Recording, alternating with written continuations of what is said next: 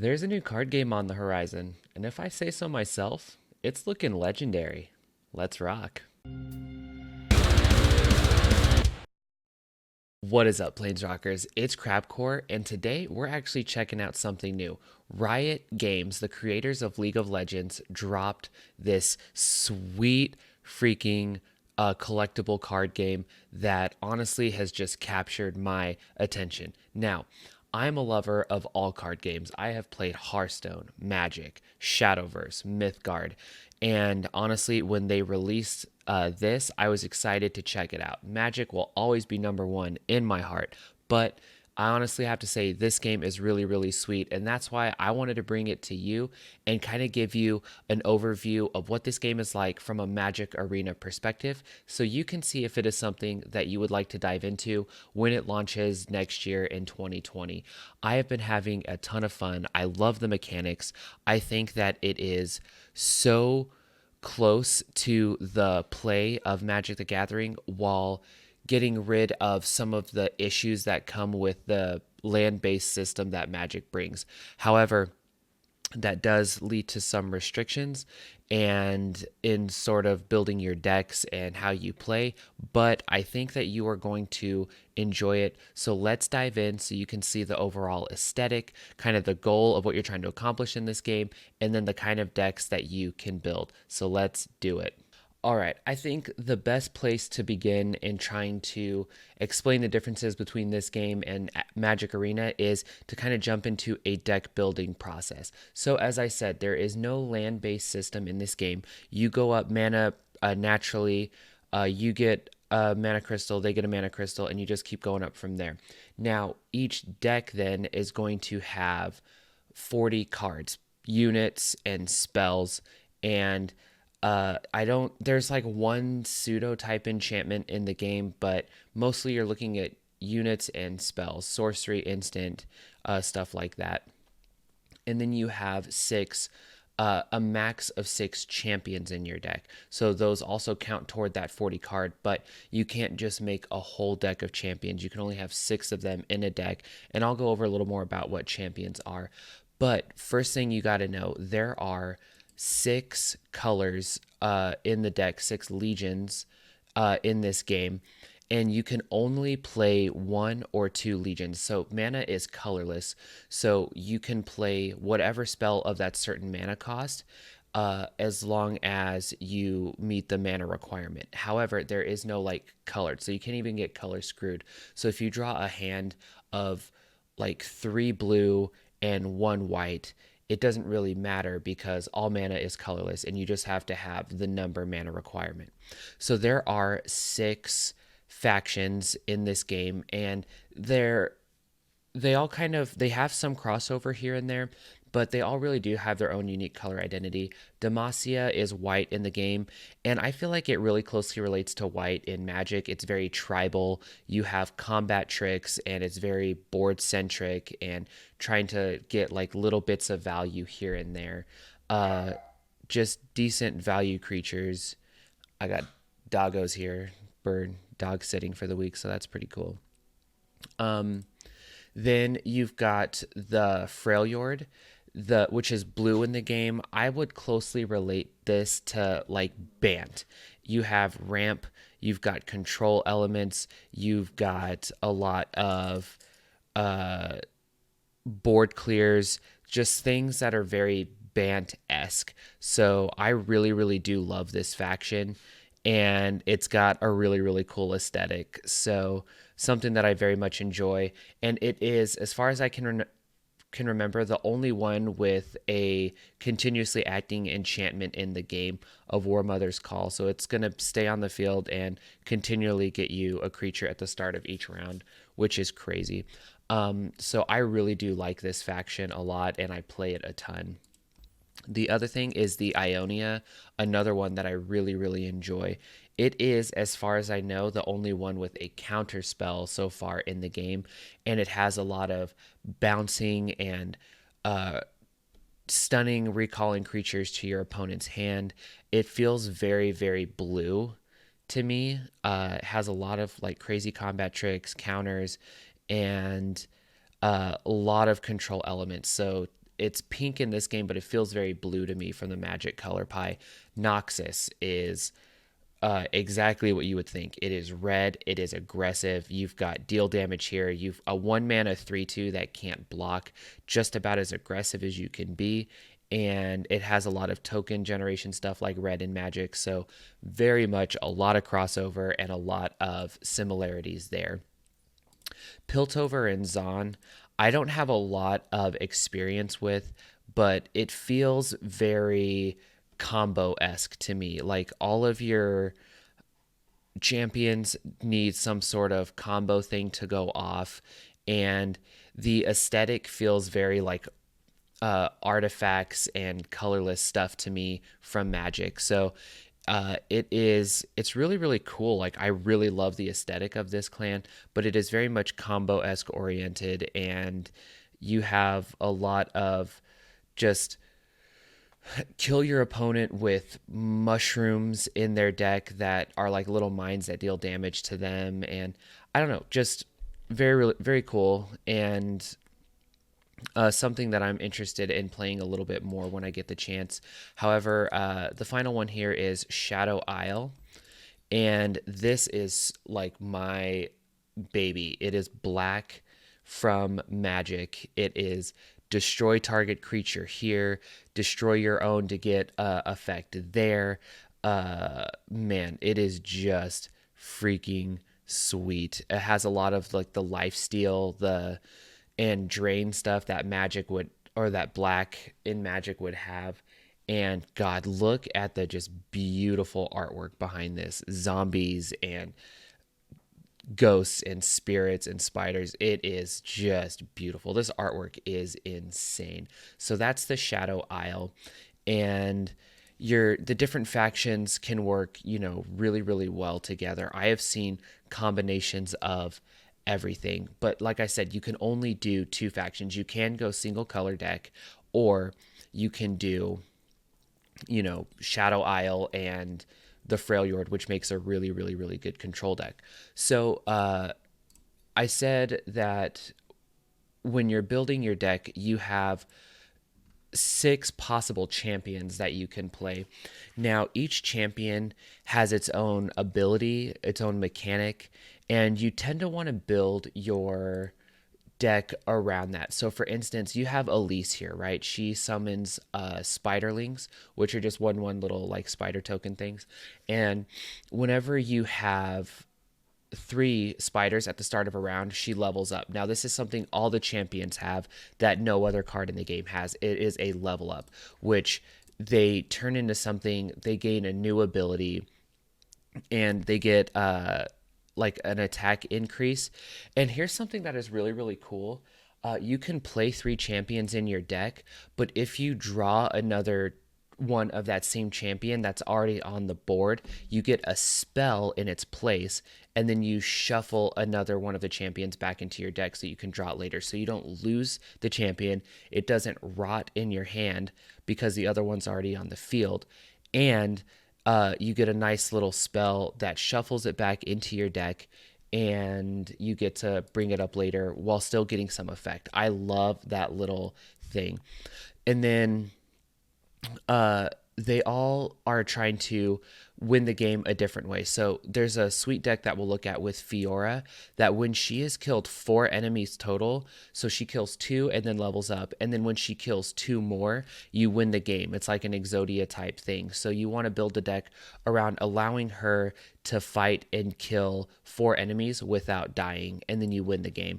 And that is a really sweet deck. And then, like I mentioned earlier, there's a thing like Teemo where you put poison mushrooms, puff caps into your opponent's deck, and you try to get as many in there as you can so that when it goes to their draw phase, they're just taking damage off of these little poison puff caps.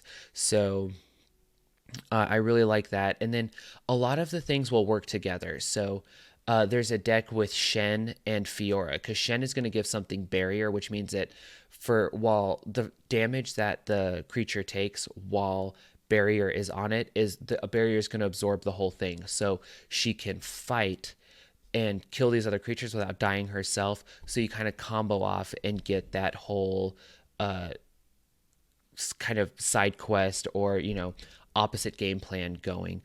I really freaking love all of these champions, and they all do something really, really unique, very much in line with their color combination.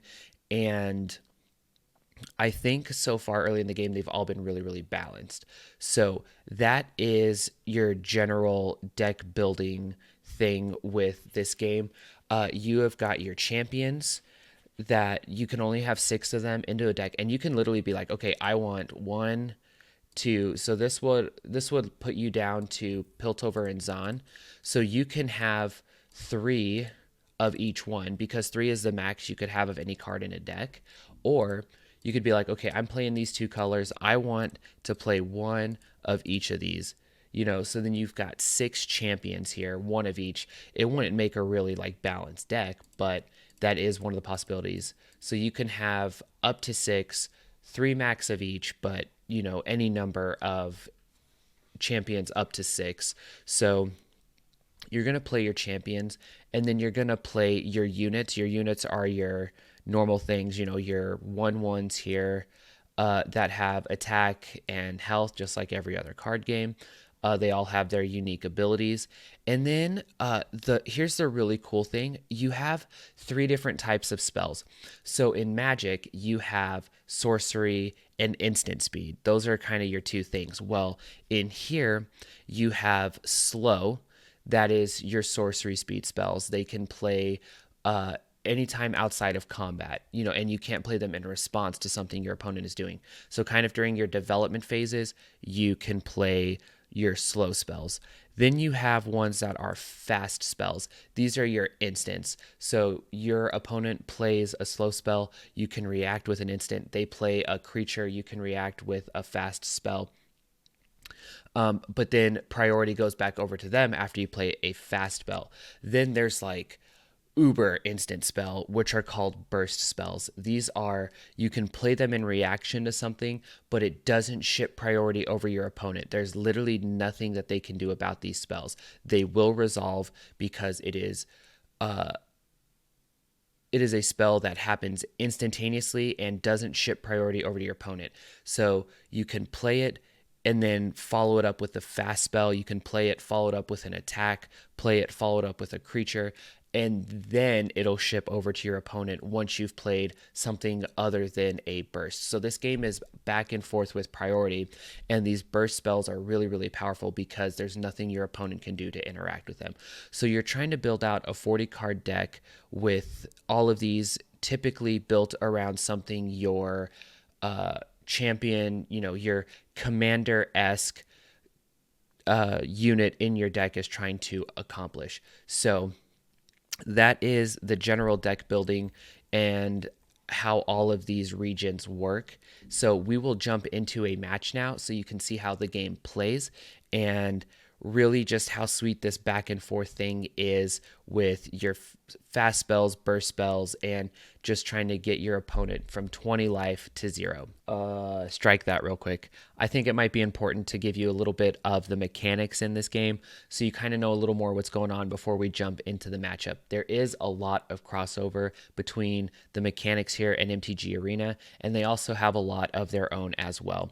So if you look down here on someone like Tryndamere, it has Overwhelm. That's going to be like Trample in the game. You have ones like Yasuo here that have quick attack. That's going to be your first strike. There's also double attack. That's going to be double strike. You have what's it called? Life drain. Life steal. That's going to be like lifelink in Magic Arena as well. Elusive is like flying. Elusive creatures can only be blocked by elusive creatures, and they can block other elusive creatures as well, but they can swing through basically anything else. So that's going to be flying in this game. Fearsome is a unique one of this game, but you've seen it in Magic. It's like this creature can only be blocked by creatures with power X or less, or X or more. So Fearsome, the creatures have to be 3 or more attack to be able to block any Fearsome creatures. So it allows you to swing through the little token strategies and stuff.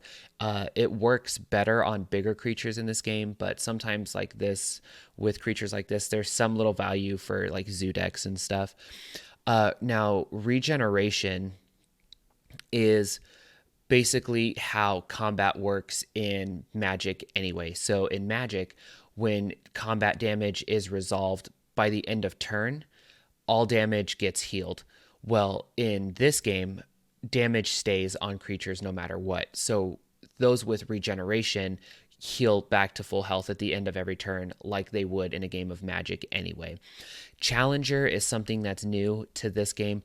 With the way Magic works, you do attacks, your opponent blocks the same way.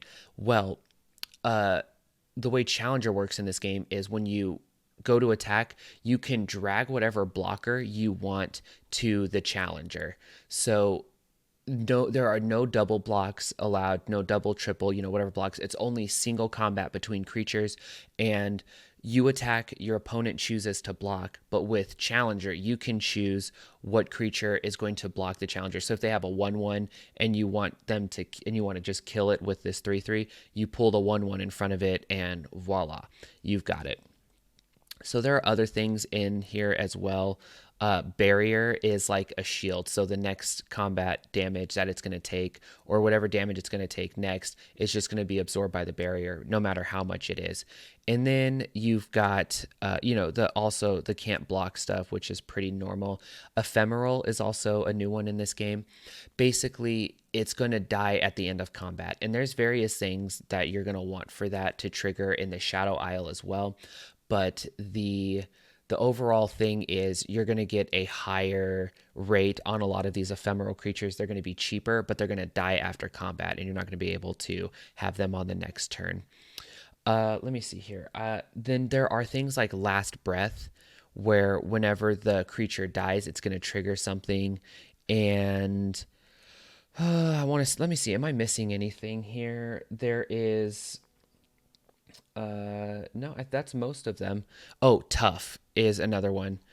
Tough is a simple one that whenever it takes damage, it's going to take one less from whatever source. So every time this thing takes damage, it's going to take one less. So this one, you're going to have to deal either 3 one time to get to the 2, or you're going to have to deal 2 of them twice to deal 2 damage twice to get it down to nothing. So Tough is kind of a little thing that makes these things very resilient.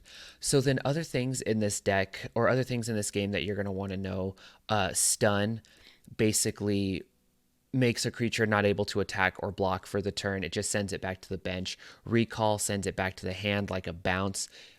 Kill in this game is like Destroy in Magic, and then Obliterate is like Exile. So there's a lot of crossover between the mechanics of Magic and Legends of Runeterra, but they also have kind of their own unique things as well. So now we can jump into these matches, and a lot of this will make more sense. So let's do it. All right, so here's some of the decks that I have here. I'll jump into this Fiora Shen combo deck so you can see a deck really built around the champions. And let's play versus AI so we can take our time. But this one is one that's really, really built around the champions of the deck. And it really shows how the stack works in this game, because this game does have a stack like Magic the Gathering, which is honestly the best part about it. So we'll jump into this match versus the AI, the main event. So I'm playing a Demacia and Iodia deck. So, like I said, this is like it would be very much like a white-blue tempo deck, and each thing really works together. So I've got Fiora, which I really, really want. This card is a really early aggressive creature that gets a bonus when something gets barrier. And then this is kind of later stuff. So unlike Magic, where you get a whole hand and you either ship the whole hand or not, in this one you pick what cards you want to keep and ship. So I actually want to just ship this big one, because I want to keep this one that's going to give Fiora barrier and lifesteal so that she can fight off more creatures. So you just ship that one, you'll get another one back, and Shen is a perfect draw because these two combo well together. These are my two champions, and they combo well. So now looking at everything here, you've got your nexus and your opponent's nexus. These are your life totals. You're trying to get them to 0, and you can't go above 20. 20 is the max. Like, even if you heal with lifesteal, you can't go above 20. So that creates, shorter, more manageable games instead of like ones in Magic where you can go up to like a million life.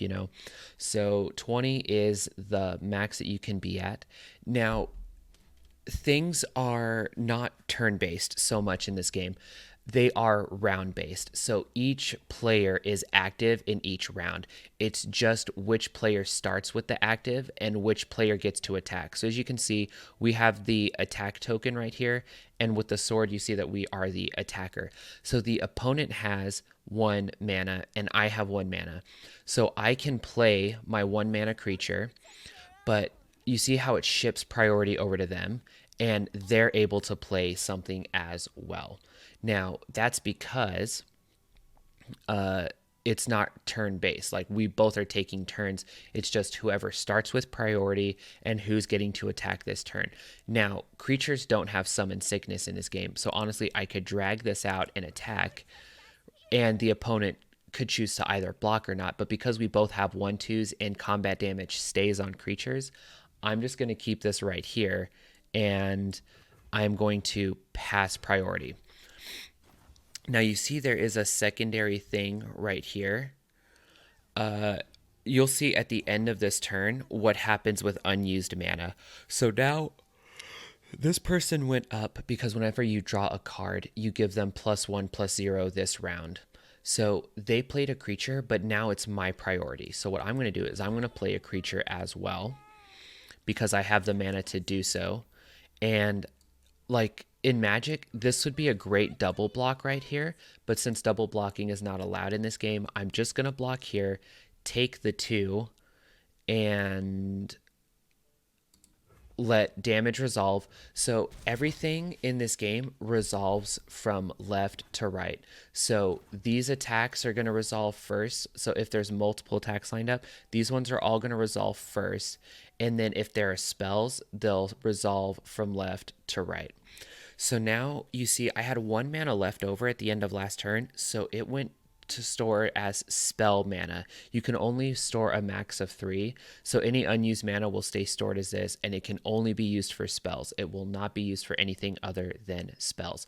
So opponent played everything, attacked, and then they shipped priority back over to me. So this is the start of another round. However, like I said, we both have plays that we can do. It's not just my turn, it's our turn. It just means that I have priority. So I'm going to play Fiora here, which is one of my champions. And okay, so they're going to play a slow spell. So the slow spell can only happen outside of combat. They can't do it within combat. So I played my creature, then they get priority. So they're playing a slow spell before combat, before anything happens. Now, I could have gone straight into combat before playing a creature, and they wouldn't have had any time to play any slow spells or any other creatures. But I want to go into combat because, well, actually, I don't think I want to, because they could have like a draw spell or something, and they could pump one of these within combat, and then Fiora would die. And I want Fiora to stay alive as much as possible. So we're just going to pass. Let priority go back to our opponent. They just played this on basically the end of that round. And then even though I passed, since they did something, priority goes back to me, so I have the chance to decide if I want to do something else. I can even go back into attacks again, because it doesn't work like the same, like, oh, I passed my combat phase, I'm in the second main phase. As long as you pass priority to your opponent and they do something, you get priority again. And I still have the attack token, so I can still choose to attack. However, I'm going to pass priority, I'm going to get rid of the attack token and shoot it over to them. So now this turn, we have got 4 mana. And I've got a couple things in hand, like give a creature. So these are burst spells. So we can go into combat, and I'm just going to ship it. I'm going to let them go to combat, and I'm going to try to get them here. So this has quick attack, but we can put a barrier on her. And honestly, I feel like what does this do? At the start of round, discard the lowest cost card to draw one. Okay. So we'll block this one as well, because this is our win con. Our damage to face is not win con. So now that we did that, what we're going to do is we're going to throw this on the stack because it is a burst spell, and we're going to target here, and it's not going to ship priority over to them because it is a burst spell and there's nothing that they can do to interact with it. Now we're going to go to blocks,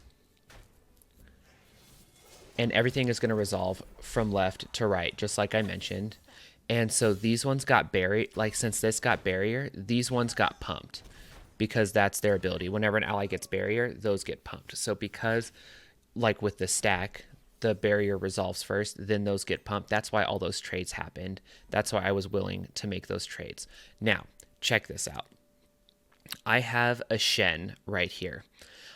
So I have 4 mana to play it, but I also have a 2 mana spell.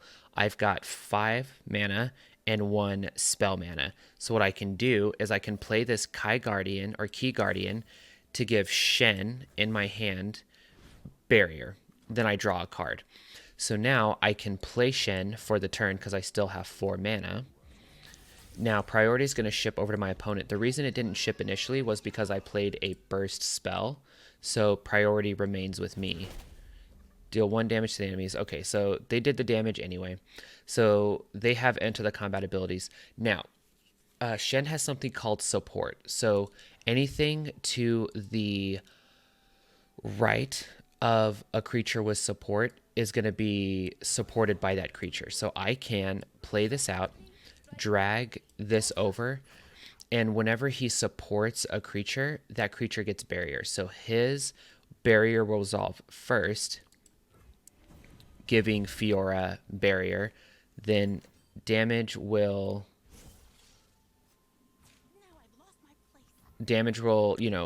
resolve. Boom, boom.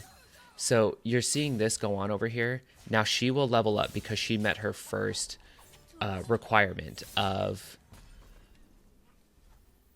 killing 2 enemies. So she evolved, and now I just need to kill 2 more to win the game without her dying. So the way that I'm going to be able to do that is by giving her barrier, either with Shen or with this prismatic barrier. Okay. So we're going to play this because we have priority. And so we still have 5 mana to work with. So we're going to go to blocks here. Let's throw this here. Throw Shen here. And then before we do anything, we want to put a barrier on. We didn't really necessarily have to. We could have just gone to blocks. Yeah, so we could have gone to blocks, and then when they played that, we could have done like a cool little trade thing with like putting our spell on there to get them. So now we've killed 3 with Fiora. So we've almost like accomplished. So we've not dealt 20 to their Nexus, but we've accomplished what our real goal of this deck is. So here's what I want to do. I want to play Shen because I want them to play a creature. So I could have just gone straight to attacks, but I want to... Okay, so they're going to stun. That's fine. They're going to stun her so she can't attack or block this turn. But I don't mind going to combat here. This will support that, give it barrier. So even if they do something to Fiora here, we've started working on damage toward their Nexus.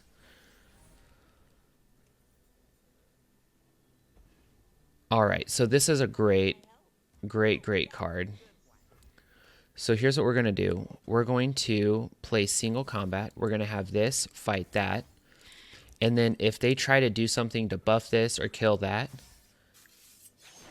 swing. So those are going to fight each other. We've killed the 4th thing with Fiora without her dying.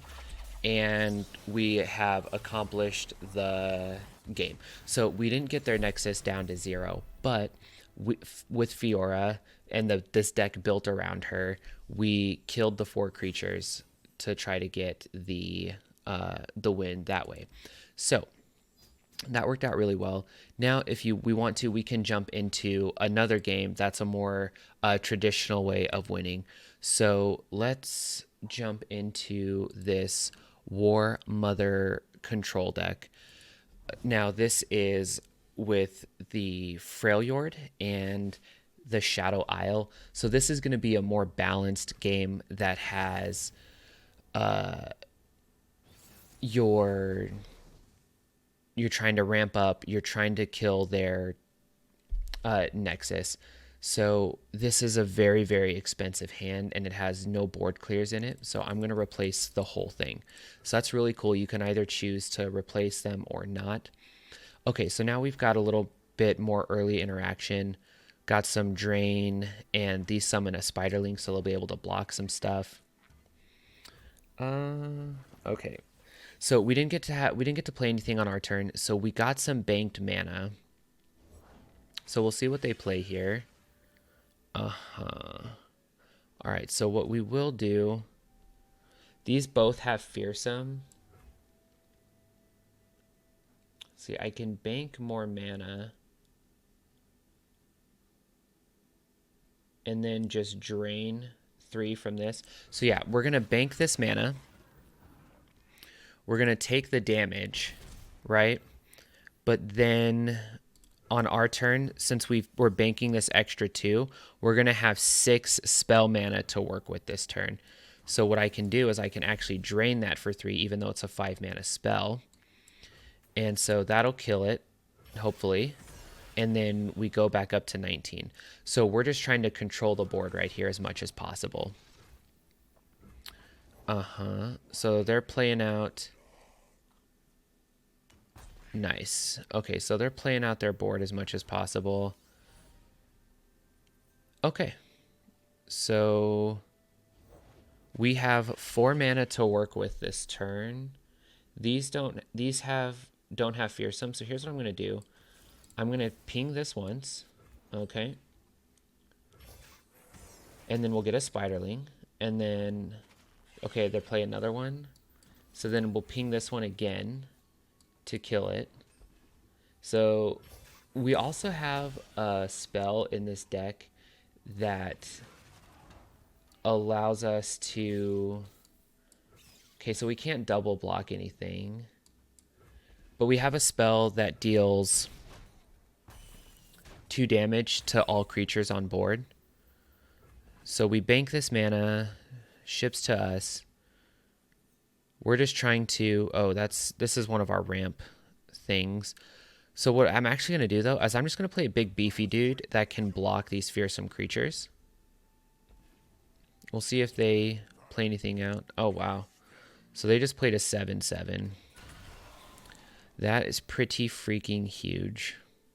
So we're not going to attack because they just have a 7/7. Wow, they're doing some real good combos here. So since they had creatures that... I know things are happening really fast, but they just played a spell that said if an ally died this round, summon 2 spiderlings. So what they did is they killed 2 of their allies to play a 4-mana 7/7, then comboed to be able to play those. So we're just going to pass priority over to them. And now, okay, so we have Vengeance. This is great. When an enemy dies, heal me for 1. Okay, so we'll just... This is a fast spell, so we can play it within combat. So we'll see what they want to do. So they might... Okay. Pass. Okay, so now they're going to combat here. We're going to block here. And then we're going to kill this one. Block. And we'll take a chunk of damage here. However, we're not in a horrendous spot. So we can heal the Nexus for 3. We can ramp up even higher. We also have this drain spell to deal more damage, but I think this turn. Oh, no, no, no. Okay, so we have Anivia here. Whenever it attacks, it deals 1 damage to all enemies. So this is just going to clear their board. And then Anivia has a last breath, transform into Egg Nivea. And then it is... I'm only going to attack with this because I don't want this to trade off with that.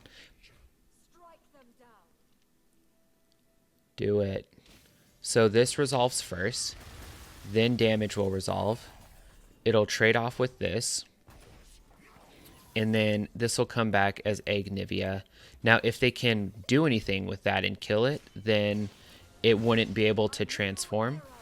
But it just so happens that they didn't have anything. Oh, so here's that one I was telling you about. Deal 2 damage to everything. It's a cheap little spell.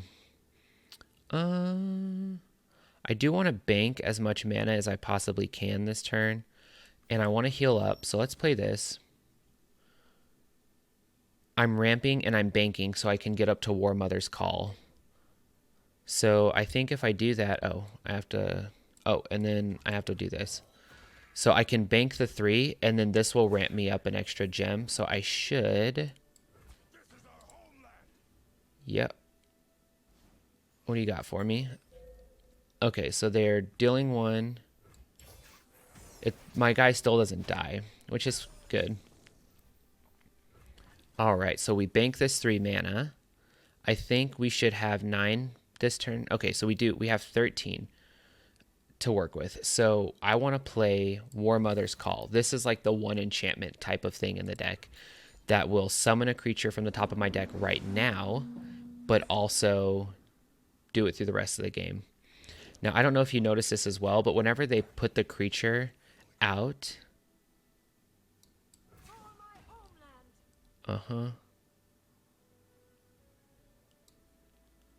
Sure. These are all fine attacks because this is going to take damage anyway. And, okay, and we want to get the Thresh off the board. Yeah. So I could have attacked with this too because I thought that Anivia was going to... I forgot that Anivia was going to do 2 damage now. However, wait. How did that copy? No. Wait.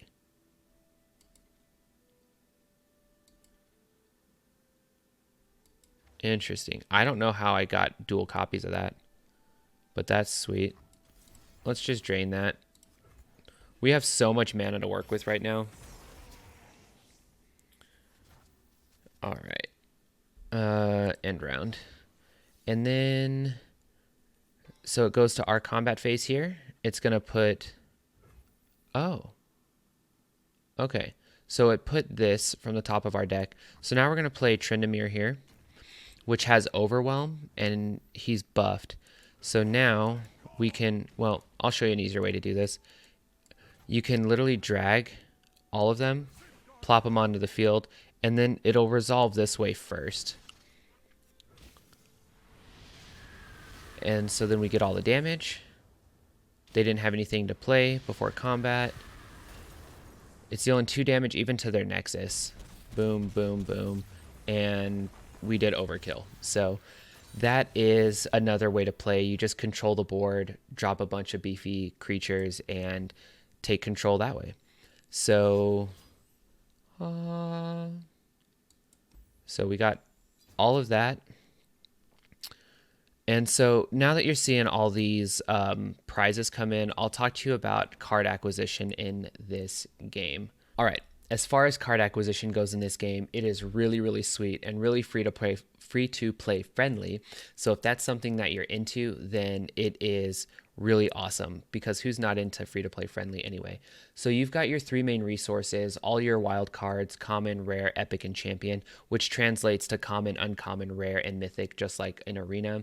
You've got coins that allow you to purchase more wild cards and other bundles.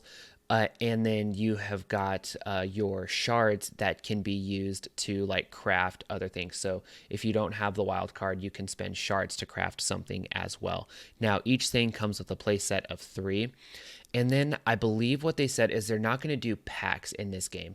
You have bundles that you can pick. So like let's say if you want to get things from the Freljord, there's like a Freljord bundle that you can spend gems on. So you know that you're getting cards from that region instead of, hey, I opened a bunch of packs, but I got all things that I wasn't looking toward building a deck on.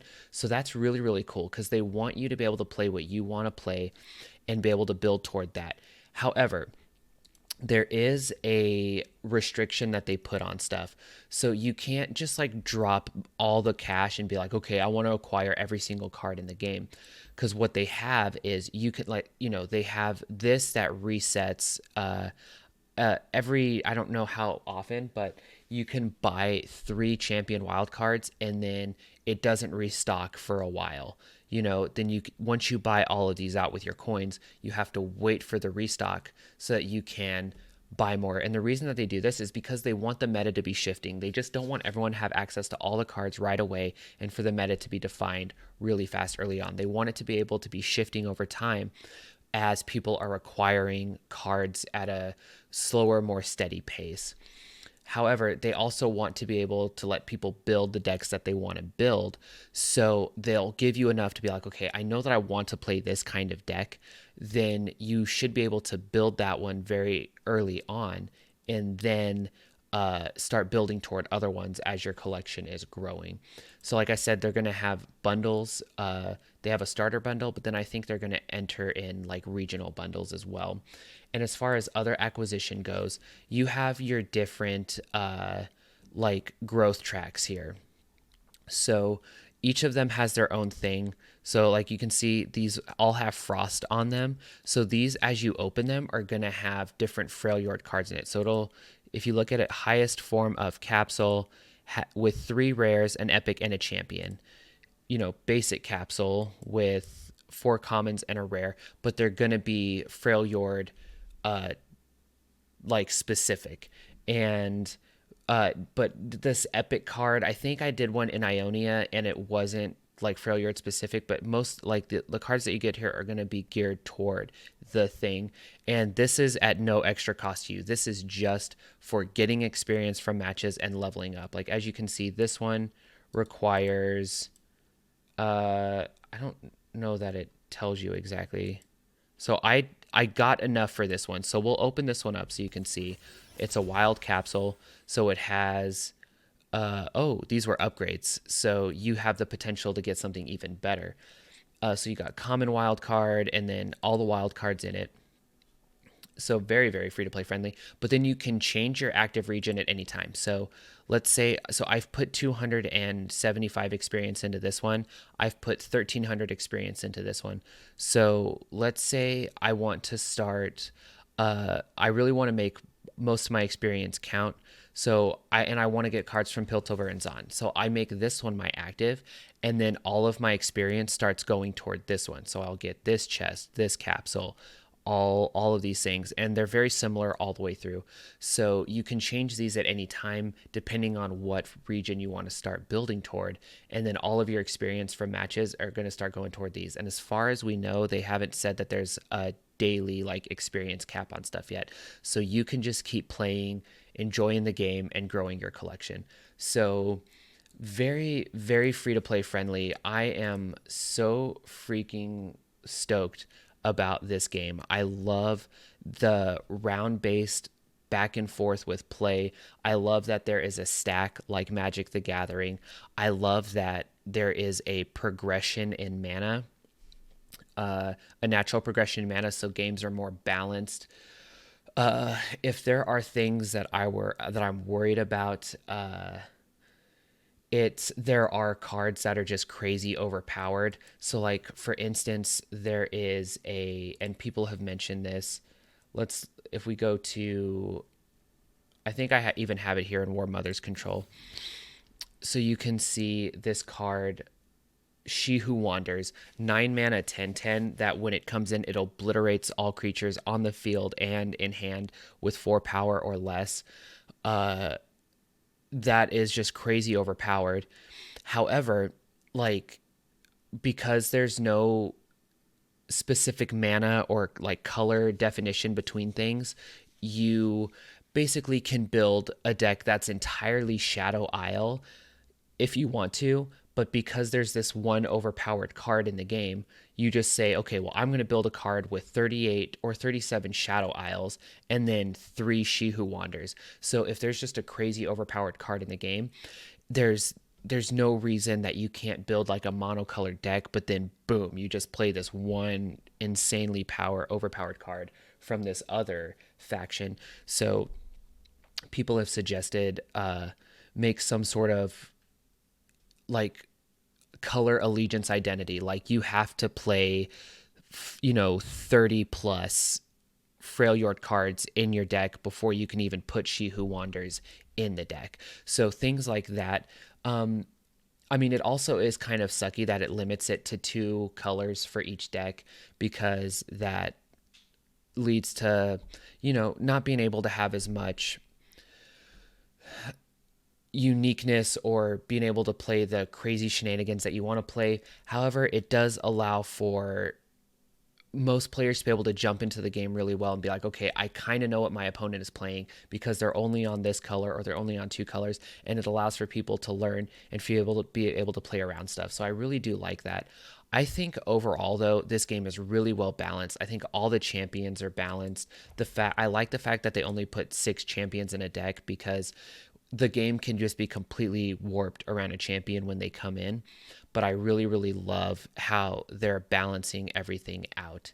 So I am super excited about this game, and I would love to know what you think about content coming out on this channel around it. I have not played a game that excited me this much in a long time. And honestly, even if I'm not making content around it, I'm going to be playing this in my spare time like crazy when it comes out. And it's also going to be on mobile. So wherever you're going, you can just play it.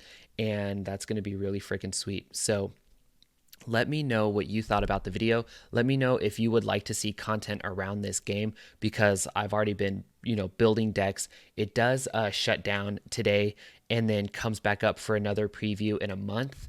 And then it'll be in like beta testing beginning of 2020 for more people to play. And yeah, I'm really, really excited about it. So let me know what you think. I hope you enjoyed this video. I hope it was informative.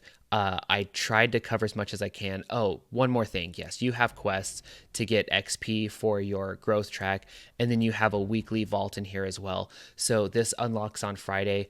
All of the experience that you have accumulated throughout the week will upgrade the vault.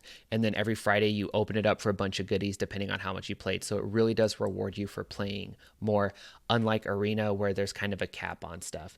So I really like it. It has a lot of comparisons to Arena for me, and it solves a lot of the issues that Arena has currently. But don't be afraid. I love Magic. It'll always be my first love, and I will still love and enjoy making content around it. This does not negate all of the Arena content. This is just something that I'm thinking about adding to the roster. So let me know what you think. I hope you enjoyed this video, and shoot, we'll be back next time to rock some MTG Arena and have some fun when this game comes back again in another month. So hope you enjoyed, hope you learned. Let me know what you think. Peace out.